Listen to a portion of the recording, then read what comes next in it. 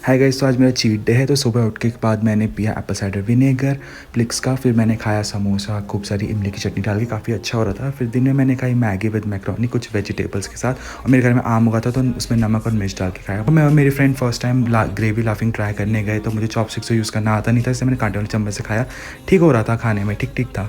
फिर हमने उसी के बगल में, जहाँ हमने लाफिंग खाया, वहाँ बगल में तिब्बत किचन था, तो हमने वहाँ पर एक्सप्लोर करना चाहा।